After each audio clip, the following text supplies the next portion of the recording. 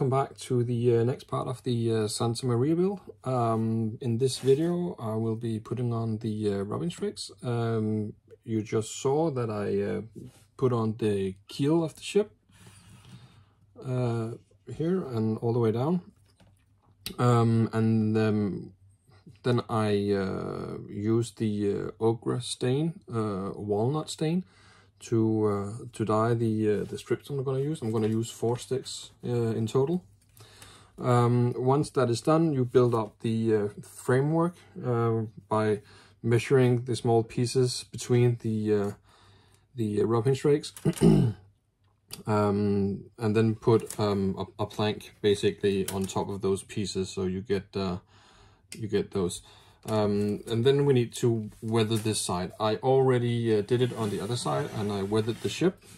This is how I imagine a ship has been would look like, what a black ship would look like at many months at sea. So what I did is that I actually took some Tamiya rubber black Tamiya acrylic paint. I painted everything that I needed to do. First I did the entire framework, then I painted everything with that color, the rubber black color. Once that was dried, I took some sandpaper, and I gave it a little sanding here and there to mimic some wear patterns. On the hull itself, I took also Tamiya paint, acrylic paint. This is called dark iron. XF84. I took the I painted the entire hull with this paint, and then I again sanded everything down so it would leave a more dark and used look on the hull itself. I like that there is a difference between those two, because I mean, in those days they used pitch to get the black effect, but pitch isn't really black. It's more like actually it's more like this really dark gray, grayish, and almost black without being black. And I'm pretty sure that they didn't keel haul the ship and painted the bottom as well. So I wanted the bottom to be weathered again after many months at sea and use, but not black. So I took the dark iron, which is a more lighter version of the rubber black, and then I sanded almost everything away, only to leave some scuff marks and stuff like that to mimic some wear and tear. So once I'm done with the other side, which I'm going to show you how I do, I'm gonna take some light gray and dry brush some light gray on the where the anchor chains go in, and the anchors, and some other places as well, to mimic the dried sea salt effect that the sea has on a ship. I haven't done it before, so that's going to be new to me, and maybe it doesn't work, and if it doesn't work, I'm just going to paint it black and sand it down again to get the effect that I already have. But this is pretty much the outcome of of how the ship's hull is going to look like once I'm done. I'm of course hoping that I can do the same thing on this side, so they would be uniformed. So this is what I'm going to do now. We're going to start with putting on the rubbing strakes. As you can see on this side, the first rubbing strake goes parallel with the edge of the bulwarks here, and it goes all the way up to the front of the ship. So there is a little gap here. Once that is done, you take the next one and next one. I'm bending these by using one of these electric plank benders. I can highly recommend it to get one if you don't have one. And if you don't have one and still gonna bend it, which you're obviously gonna do, I can recommend an iron, a normal iron that you use to iron your shirt or whatever you use an iron for. It has the same effect basically, and everyone has an iron somewhere. But I'm using one of those plank blenders, and it's I can highly recommend it. Anyways, I'm gonna do this, and then I'm probably gonna stop this video because I'm gonna show some of the patterns here that I make also, because it takes a lot of time and I can't do everything in one video. So I'm just gonna show you how I start and what I do, and then you can copy that and do it yourself. Once that is done, I'm making another video of how I paint and weather the ship as well. Once that is done, what we need to do is that we need to put the rudder on. You need to do the hole at the back of the ship for these little parts here to come in. I can't remember the parts name at the moment, but they basically go into this hole. I can just show you.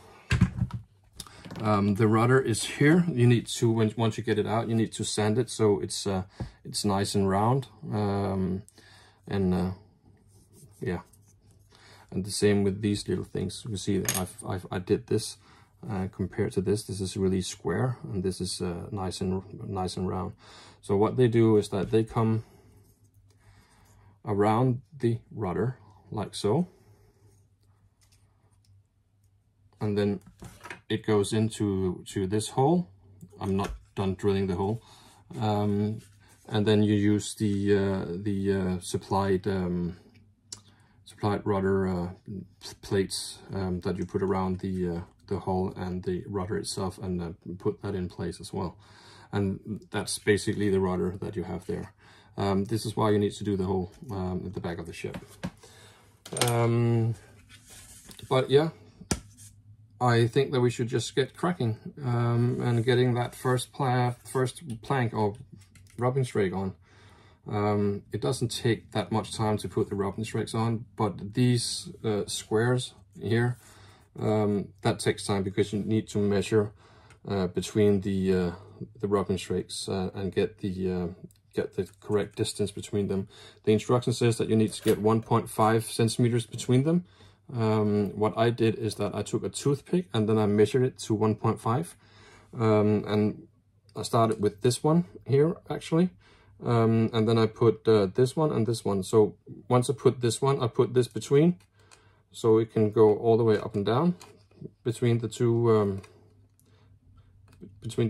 strips, and then you get your measurement on 1.5 between the now it's stuck between these strakes here, the vertical rubbing strakes. So anyways, I'm gonna warming up my my plank bender, and I'll get cracking. See you later.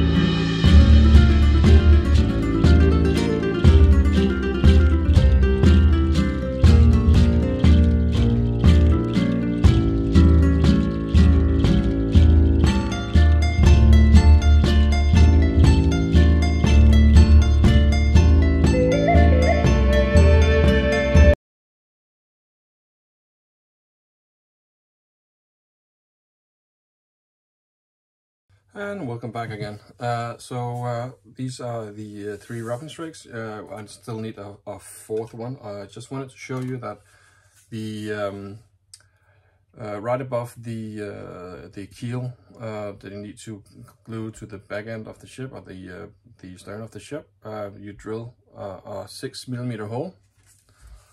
As you can see, I'm just going to put some light on it. As you can see, that's where as I said earlier, the rudder goes in. So these robin strakes goes all the way to the middle of that hole. So you see, and the next one, the last one here, goes to here on the keel. So that's what I'm gonna do now. Again, I'm gonna bend the plank all the way down here, and then bend the back end as well, and basically just cut it so it would fit with the length to the keel, and then just line it up with the robin strakes on the other side. And then I'll start doing the squares, or I don't know what's called, the vertical robin strakes alongside. So as you start here, there's going to be 5 pieces going up here, and then there's 15 centimeters from the one here to where the bow robin strakes they start, and then 4 across here as well. Once that is done, paint the ship if you want to. If you don't want to, this is how you do it. Just with the robin strakes, and doing the walnut die on the strips that you're going to use, and that's fine. You might need to sand a little bit, but you can take a really fine brush and then just apply the walnut stain as well on the strips if you need to sand. See, I sanded here, but it doesn't really matter for me because I'm going to paint it black. So this is basically how you put on the robin strakes. We still need a small piece up here as well. From the top down to the first robin strake that you put on, you saw that I measured. It's 3.3 centimeters from the top of the stern post here, and then down to the top of the plank that you use, or the strip that you use. Those measurements are already in the instructions, so make sure that you take note from that. So I'm just gonna bend the last piece and put that on, and I'll be back shortly.